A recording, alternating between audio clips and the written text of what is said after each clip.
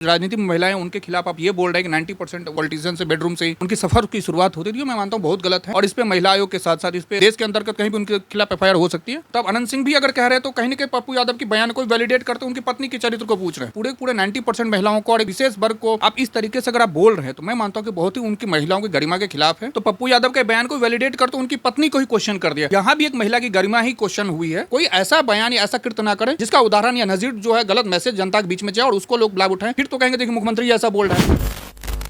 पप्पू यादव का एक ऐसा बयान सामने आया है हाल ही में जिससे महिलाओं को काफ़ी ज़्यादा ठेस पहुंच सकती है, क्योंकि उन्होंने एक ऐसा आपत्तिजनक बयान दिया है। उन्होंने बोला है कि राजनीति में राजनेता यानी कि जो मेल पॉलिटिशियन जो होते हैं उनके रूम से महिलाएं गुजरती हैं। 90% महिलाएं राजनीति में इसलिए ही आ पाती हैं क्योंकि वो एक मेल पॉलिटिशियन के रूम से होके गुजरती हैं। जिसके बाद जो आनंद सिंह हैं उन्होंने फायर बैक करा उनके बयान को। उन्होंने बोला कि पप्पू यादव जो है मानसिक रूप से ये आदमी पागल हो चुका है, ये आदमी पागल है। पहले अपनी बीवी से पूछे, क्योंकि इसकी बीवी क्या कहीं जाके आई थी, पहले अपनी बीवी से पूछे, अपनी बीवी से बातचीत करे, उसके बाद ये और महिलाओं के ऊपर टिप्पणी करे। जिसके बाद काफ़ी ज़्यादा विवाद पैदा जो हो गया और एक तरफ का उन्होंने ऐसा स्टेटमेंट दी थी कि 90% महिलाएं जो हैं मतलब पुरुषों के रूम से होके गुजरती हैं, तभी उनकी राजनीति जो है हो पाती है। उनकी राजनीति इसलिए ही सफल हो पाती है क्योंकि वो एक रूम से होके गुजरती हैं। तो इसी के ऊपर मेरे साथ बातचीत करने के लिए सुप्रीम कोर्ट के वरिष्ठ वकील मिस्टर सूरज जो है मौजूद हैं। उनसे बातचीत करते हैं कि वो इस मामले को कानूनी तरीके से और सामाजिक दृष्टिकोण के तरीके से कैसे देखते हैं। सर, बहुत बहुत स्वागत है आपका हमारे चैनल पे। पप्पू यादव ने जो बयान दिया कि 90% महिलाएं मेल नेता के रूम से होकर गुजरती हैं और इसी से ही राजनीति में वो आती हैं, तो उनके बयान को कैसे देखते हैं? जी, पप्पू यादव जो पूर्णिया के निर्दलीय सांसद, उन्होंने ऐसा बयान दिया है और जो कि बहुत ही निंदनीय है। और मैं मानता हूं कि विधि के जो प्रथम दृष्टि आई वो कानूनी अपराध बनता है, क्योंकि आप एक जो डेमोक्रेसी के आधे जो जनसंख्या यानी महिलाओं के जो सहभागिता है उस पर आप इस तरीके से जो राजनीति में महिलाएं उनके खिलाफ आप ये बोल रहे हैं कि 90% वो उनका जो है पॉलिटिशियन से बेडरूम से ही उनकी सफ़र की शुरुआत होती थी, मैं मानता हूँ बहुत गलत है। और इस पर महिला आयोग के साथ साथ इस पर उनके खिलाफ कहीं देश के अंतर्गत कहीं भी उनके खिलाफ एफआईआर हो सकती है। बिहार में हो और बिहार पुलिस और बिहार के प्रशासन इस पर तुरंत कार्रवाई करें और इस तरीके से उनको माफ़ी भी मांगनी चाहिए। एक सांसद होने के नाते जनता के प्रतिनिधि हैं आप, तो मैं मानता हूं कि आपके खिलाफ तुरंत कार्रवाई बनती है और आप एक पब्लिक अपॉलॉजी दें।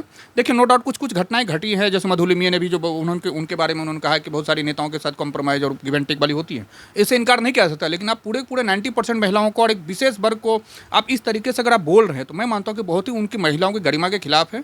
और इस तरीके से कहीं ना कहीं उनकी कानूनी से लेकर मौलिक अधिकार और हर तरीके से उनके राइट टू रेपुटेशन जो है, गरिमामयी जिंदगी जीने का अधिकार जो महिला एक संवर्ग का है, उसके बाद उनके बारे में अगर आप इस तरीके की बात बोल रहे हैं तो मैं मानता हूं कि बहुत ही गलत है। प्रथम दृष्टया इस पे कार्रवाई होनी चाहिए।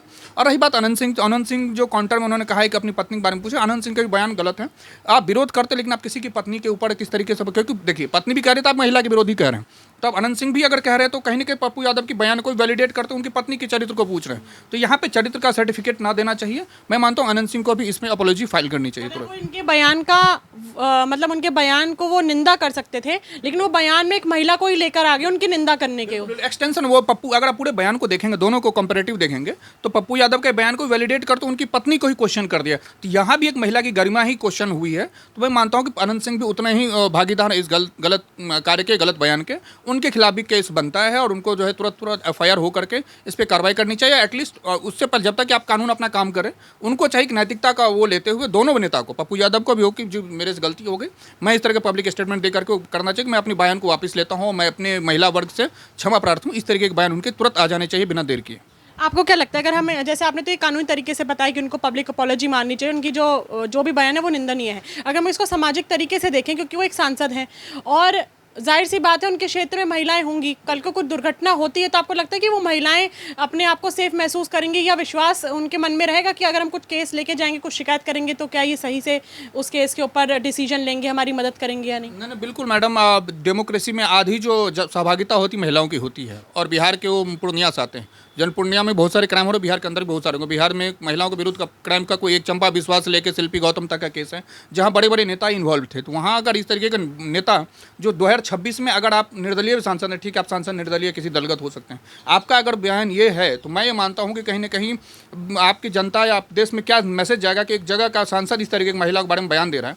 मैं ये मान सकता हूं कि 10-5% चीज़ें आपकी फैक्ट्स हो सकते हैं, मैं उसको वैलिडेट मैं भी नहीं कर रहा, कुछ घटनाएं हो सकती हैं जहां पे कंप्रोमाइज़ होकर लोग आगे बढ़े हैं, इससे कोई इनकार नहीं कर सकता। लेकिन आप पूरे 90% को बोल देना कि 100 में 90% इस तरीके की चीज़ें हैं, वो बहुत गलत है। और इस तरीके की जो कंप्लेन, बिल्कुल आपका क्वेश्चन है कि महिलाएं कंप्लेन कहाँ करेंगी, बिल्कुल बात सही है। बिहार में जंगल राज 1990 से 2005 तक था, उसके बाद भी क्राइम कम नहीं हुआ, नो डाउट कुछ कुछ क्राइम पे कंट्रोल हुआ है। लेकिन उस टाइम जब सारी चीज़ें हुई थी तो उसको चंपा विश्वास से लेकर के शिल्पी गौतम का मैटर हुआ, उसमें बड़े बड़े नेता इन्वॉल्व थे। तो मैं ये मानता हूँ कि इस पर तुरंत कार्रवाई होनी चाहिए और इनको एज आप उस जगह के सांसद हैं तो आपको तुरंत अपॉलॉजी मांगनी चाहिए, क्योंकि आपके आधे वोटर तो महिलाएं हैं। और इस तरीके से अगर आप बयान देंगे तो मैं मानता हूँ कि आप एक स्वस्थ लोकतंत्र में महिलाओं के जो भागीदारी है उस पर आप काला धब्बा डाल रहे हैं, और इस तरीके से आपको बयान देने से बचना चाहिए था।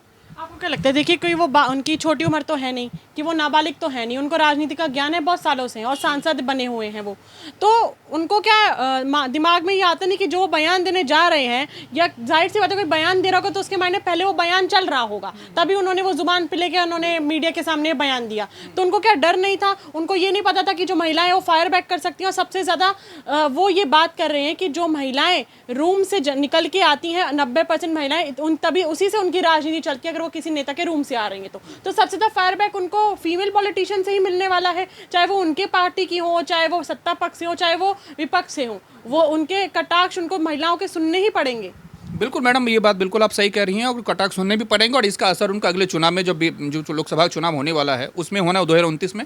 और सबसे बड़ी बात यह है कि ये पहली बार नहीं हुआ कि राजनेता बोल रहे। इससे पहले मुलायम सिंह रेप के केस में बोलते कि बच्चों से गलती हो जाती है, दिग्विजय सिंह एक महिला सांसद, उसके खिलाफ सांसद के अंदर वो कुछ डेरोगेटरी बोले थे जो मैं अभी आपके ऑन कैमरा नहीं बोल सकता। और इधर मधु केश्वर नाम की पत्रकार था, उन्होंने पूरे के पूरे खोल ही दिया कि कैसे कैसे चीज़ें हो रही हैं, कॉम्प्रोमाइज़ लोग आगे बढ़ने के लिए कैसे लोगों को मजबूर किया जा रहा है कॉम्प्रोमाइज़ करने के लिए, और सारी चीज़ें ये होती आ रही हैं। लेकिन एक नेता को चाहिए कि बोलने से पहले आप कहीं भी 2 बार सोच लें कि आपका बयान किस तरीके से, क्योंकि जैसे आप एक बार कैमरा पे बयान दे दिए, वो बयान किस किस तरीके से कहाँ तक जा सकते हैं, इसका रिपरकशन आपको पता नहीं है। दूसरी बात, आप कोई भी स्टेटमेंट दे रहे थे तो सोच लेना चाहिए था। उसके बाद जो सबसे बड़ी बात यह है कि महिलाओं को आपने सबको ले लिया कि 90%, हो सकता है 2-4% ऐसा करती होंगी या उनको मजबूरी में ऐसा किया गया होगा, लेकिन अब इसे 90% को एक तरीके से तौल देना मैं मानता हूं बहुत गलत है। और इसका रिपरकशन उनको चुनाव, अभी भी निर्दलीय थे, किसी दलगत नहीं है, लेकिन अब मुझे लगता है जो निर्दलीय अब 2029 का चुनाव है, जनता इनको अच्छा सबक सिखाएगी। और मैं चाहता हूँ 2029 बहुत बात की, अगले 3 साल की बात की बात है, अभी आप उनके खिलाफ FIR होनी चाहिए और उनको कानून को सुसंगत धाराओं में महिलाओं का अपमान करने से लेकर इस पर विशाखा से लेकर सारे जजमेंट्स हैं, इस पर जजमेंट का सहारा लेकर के अभी सुप्रीम कोर्ट, हाईकोर्ट के कंसर्न हाईकोर्ट का अलग अलग जजमेंट्स हैं, तुरंत FIR बनती है और उनको जेल होना चाहिए। और तुरंत उसके बाद नैतिकता अगर वो लेते हैं तो उनका अपॉलॉजी मांग लेनी चाहिए बिना देर की। आपको क्या लगता है आनंद सिंह को भी माफी मांगनी चाहिए, क्योंकि उन्होंने भी किसी की पत्नी को टारगेट करा और एट द एंड वो पत्नी एक महिला ही है? बिल्कुल बिल्कुल, आनंद सिंह तो मैं वही कह रहा हूँ, आनंद सिंह को भी माफी मांगनी चाहिए, पप्पू यादव को। और मैं इस चैनल के माध्यम से सबको एक अनुरोध करूंगा, जितने भी नेता हैं वो इस तरीके के डेरोगेटरी रिमार्क देने से बचें। और सबसे बड़ी बात यह है कि आप कोई भी स्टेटमेंट जनरल स्टेटमेंट नहीं दे सकते। ये बहुत जनरल स्टेटमेंट था कि सारे एक जैसे होते हैं, मतलब आप 100 में से 90 को अगर कह रहे हैं तो मोटा मोटी आप सबको तो कह ही दिया, 90% आप कह दिए। तो मेरा मानना है कि कोई भी पुरुष नेता इस तरीके से बयान देने से बचे है, कोई महिला ही नेता कोई इस तरीके से महिला किसी भी जेंडर के बेसिस पे आप नहीं बोल सकते। हो सकता है 2-4% की घटनाएं होंगी, हो रही, हर फील्ड में होता है। कास्टिंग काउच कोई बड़ी बात नहीं है, जैसे बॉलीवुड में होता है फिल्म देने के नाम पे, यहाँ भी होता है, कोई इससे हम इनकार नहीं कर सकते। मैं ये भी नहीं कह रहा हूँ कि पप्पू यादव ने जो भी स्टैटिक्स दिए हैं जो 90%, वो 2-4-5%, 10% तक सही हो सकते हैं, वो भी जांच का मामला, मैं उसको वैलिडेट नहीं कर रहा। लेकिन इस तरीके से 90% को कसूरवार कह देना या ये कह देना को गलत है, कॉम्प्रोमाइज़ करके आगे बढ़ी, वो गलत है। क्योंकि कुछ स्वच्छ नेता भी बनी है भारत में, जो अपने दम पे निर्दलीय लड़ी हैं और सारा कुछ जीतते हुए आगे बढ़ी हैं, और वो कहीं न कहीं किसी प्रदेश के मुख्यमंत्री बनी, केंद्रीय मंत्री रही हैं, उनका कोई बैकग्राउंड नहीं था, फर्स्ट जनरेशन थी, फिर भी बनी है। तो इसके मिसाल ममता बनर्जी से लेकर बहुत सारे लोग हैं जो हुई हैं, उनका कोई राजनीतिक कहीं कोई पृष्ठभूमि नहीं थी, वो बने हैं। तो इसके लिए पप्पू यादव को चाहिए कि तुरंत बिना देर किए माफ़ी मांगे, क्योंकि आप एक देश के लोकतंत्र में, अब चलिए अब नेता तो बात पे, एक इंसानियत के तौर पे भी आप किसी महिला के बारे में इस तरीके से बयान देने से आपको बचना चाहिए था। नहीं, बहुत घोर निंदनीय है, कानून की नज़र से भी और सामाजिक स्तर से भी, जिस स्तर से भी देखेंगे इस बयान को जस्टिफाई नहीं किया जा सकता। क्या भारत में महिलाओं को टारगेट करना और महिलाओं के ऊपर बयान देना बहुत आसान है, क्योंकि महिलाएं रिवर्ट नहीं कर पाती हैं उसका? इसलिए आसान तो नहीं है, आसान जिन नेताओं ने बना रखा है, गलत है। मैं मानता हूँ कि कानून में उनको सुरक्षा के तमाम उपाय, तमाम धाराएं दी गई हैं। जो सबसे बड़ी बात यह है कि आपके साथ इशू ये है कि आपको ध्यान ये रखना है कि आसान नहीं है, और सबसे ये चीज़ है कि कानून की जो महिलाओं के सेफ्टी के लिए जो कानून बने हैं, मैं महिलाओं को आपके चैनल के माध्यम से कहूँगा कि आप अपने जो सेफ्टी के लिए कानून है उसका उपयोग करिए। कोई भी पुरुष आपको इस तरीके से टीचिंग या कोई स्टेटमेंट ऐसा नहीं दे सकता जो आपकी गरिमा के खिलाफ है, उस पर तुरंत आप एक्शन बनता है, आप कंप्लेन करें। और हाँ, ये मैं जरूर कह सकता हूँ कि इस तरीके का ट्रेंड बन गया है कि लोग महिलाओं को टारगेट कर रहे हैं, तो ये ट्रेंड बहुत ही खतरनाक है। आपको सोशली, मोरली और एथिकली और कानूनन तो लीगली है ही, गलत है। कहीं से भी इस ट्रेंड को सही नहीं ठहराया जा सकता है।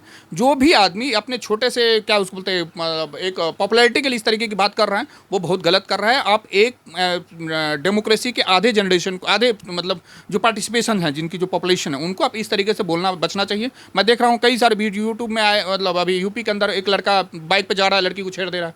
ये छेड़खानी से लेकर किसी तरीके के हरासमेंट हो, रेप केसेज हो, ये जो भी क्राइम महिलाओं के विरुद्ध है उससे बचना चाहिए। और बहुत सारे सुप्रीम कोर्ट, हाई कोर्ट के अलग अलग डिसीजन, बहुत स्ट्रिक्ट डिसीजन है, उसको लेकर के मैं चाहता हूं कि सेफ्टी के कुछ और मेजरमेंट्स होने चाहिए। सारी धाराएं जो हैं उसमें आपको नॉन बेलेबल सेक्शन होना चाहिए, लेकिन साथ साथ इसमें मैलिशियस प्रोसिक्यूशन का भी चार्ज। कई बार ऐसा होता है कि महिलाओं के सुरक्षा के लिए जो कानून बने उसका दुरुपयोग भी होता है। तो अगर ये हो कि उसमें एक कानून ये हो जाना चाहिए कि अगर गलत पाया जाता है या कोई निजी दुश्मनी की वजह से उस कानून का दुरुपयोग पाया जाता है, तो उसके लिए कम से कम ये हो कि आप गलत साबित होने पे आपको जुर्माना भरना पड़े 10 लाख 5 लाख, एक बड़ी अमाउंट होनी चाहिए और सजा भी होनी चाहिए, क्योंकि कानून का दोनों पक्ष देखना पड़ेगा। ड्यू प्रोसेस फॉलो होगा तभी चीज़ें बनेगी। आपके जवाब से एक सवाल निकल के आता है, क्योंकि आपने भी खुद बोला कि ये ट्रेंड बन चुका है, तो अगर बताइए जो इतने बड़े बड़े पद पे सीएम हो, कोई सांसद हो, एमपी या सीएम हो, वो अगर ऐसे बयान देंगे इतने बड़े बड़े पद पे बैठे हुए, तो उनका जो मैसेज है जाहिर सी बात है कि आम जनता पे भी जाएगा। और जब उनको लगेगा और लड़कों को कि भाई इतने बड़े पद पे बैठा हुआ इंसान बयान दे सकता है खुले तरीके से और रिग्रेट भी नहीं है, मुंह खोल के कुछ भी दे रहा है बिना हड्डी की जुबान की तरह, तो जो आम जनता है, आम जो लड़के हैं, वो उनके लिए क्राइम करना या महिलाओं को कुछ कमेंट पास करना, ईव टीजिंग करना बहुत नॉर्मल, क्योंकि एक्शन तो बड़े पे ही नहीं हो रहा, तो छोटों पे क्या होगा? जी, ये बिल्कुल सही है। और आपके क्वेश्चन का जवाब मेरा है यूपी से। मैं मुलायम सिंह यादव जो दिवंगत अभी तो उनके बारे में, दिवंगत आत्मा के बारे में बोलने से बचना चाहिए, लेकिन उनका एक स्टेटमेंट था कि बच्चों से, रेप केस में उन्होंने बोला था बच्चों से जो है वो गलतियां हो जाती हैं, तो बच्चों से जब गलतियां हो जाती हैं तो इस तरीके से आप कहीं ना कहीं यूपी में देखा होगा आपने, सेक्सुअल हरासमेंट के केसेज बढ़े, रेप केसेज बढ़े, जबरदस्ती किसी को उठा लिया जा रहा था, कहीं पे छेड़खानी आया, सारे आम छेड़खानी भी, मुजफ्फरनगर का जो दंगा था वो कहीं ना कहीं लड़की की छेड़खानी से शुरू हुआ, जो बहुत बड़ा मामला बन गया। तो ये कहीं ना कहीं मैं मानता हूँ नेताओं को, सुप्रीम कोर्ट बहुत अच्छा judgment, Manoj Rugla versus Union of India 5 judgment जो कहा था कि कॉन्स्टिट्यूशनल मॉडलिटी फॉलो करना चाहिए। कॉन्स्टिट्यूशनल मॉडलिटी ये होती है कि राज्य के सीएम, नेता या किसी भी पीएम को होने के नाते आपके देखना चाहिए कि डेमोक्रेसी के अंदर जो आपको जिम्मेदारी दी गई है उसको आप कैसे पालन कर रहे हैं। तो आपको जब भी इस तरीके के मिले तो कोई ऐसा बयान या ऐसा कृत्य ना करें जिसका उदाहरण या नजीर जो है गलत मैसेज जनता के बीच में जाए और उसको लोग लाभ उठाएं, फिर तो कहेंगे देखिए मुख्यमंत्री ऐसा बोल रहा है। तो मैं मानता हूँ चाहे हेमंत बिस्वा शर्मा हो, चाहे मुलायम सिंह यादव हो, चाहे कोई भी अभी, चाहे यादव हो जो अभी बयान दिया, पप्पू यादव हो, चाहे आनंद सिंह हो, किसी भी आदमी को जो भी कॉन्स्टिट्यूशनल पोस्ट में बैठा है, जो भी एक संवैधानिक दायित्व उनको दी गई है, उसको लेकर के बहुत सोच समझ के आप जजमेंट, वो स्टेटमेंट दें, क्योंकि आपको नहीं पता कि आपका स्टेटमेंट का रिपरकशन क्या हो सकता है, किस स्तर पे लोग उसको मिसयूज करके चीज़ें क्राइम कर सकते हैं। आप एडवोकेट हैं, तो लीगली इनके ऊपर क्या एक्शन हो सकता है पप्पू यादव के ऊपर? बिल्कुल एफआईआर हो सकती है। बीएनएस की सुसंगत धाराओं पर महिलाओं के छेड़खानी के आरोप और से आहत करने वाली घटनाओं के इन पे एफआईआर बनती है, और प्रमा फेसा इसमें मानहानि का भी केस बनता है कि आप पूरे की पूरी सोसाइटी को ऐसा कह रहे हैं, तो इन पर तुरंत एफआईआर करके नॉन कॉग्निजेबल ऑफेंस भी बनेगा और इस पर नॉन बेलेबल सेक्शन भी हो सकते हैं। डिपेंड करता है किस धारा, आप नए बीएनएस आने से क्या हुआ है कि कहीं भी एफआईआर हो सकती है, जीरो एफआईआर आप कहीं भी कर सकते हैं। तो आप इनको तुरंत बिहार के अंदर देखिएगा, मुझे सुनने में जैसा आ रहा है आज बयान दिया, तो आजकल में एफआईआर इनके ऊपर करनी चाहिए और कार्रवाई होनी चाहिए। पप्पू यादव ने जो बयान दिया है महिलाओं को लेकर वो काफ़ी ज़्यादा निंदनीय है। अब देखते हैं कि वो कब माफ़ी मांगेंगे, दूसरा उनके ऊपर लीगल एक्शन कब होगा। क्या उनको अपनी बात का अफसोस होगा कि उन्होंने जो बयान दिया है वो काफ़ी ज़्यादा घटिया बयान है, और आधे से ज़्यादा एक कम्युनिटी को, एक महिला को टारगेट कर देना, वो भी ज़्यादा निंदनीय बात है। अब देखते हैं वो माफ़ी कब मांगे और लीगल एक्शन उनके ऊपर कब शासन प्रशासन लेता है। अगली बार मैं फिर मिलूंगी आपसे, तब तक ले बने रहिए वो न्यूज़ के साथ। मैं यशस्वी शर्मा, धन्यवाद।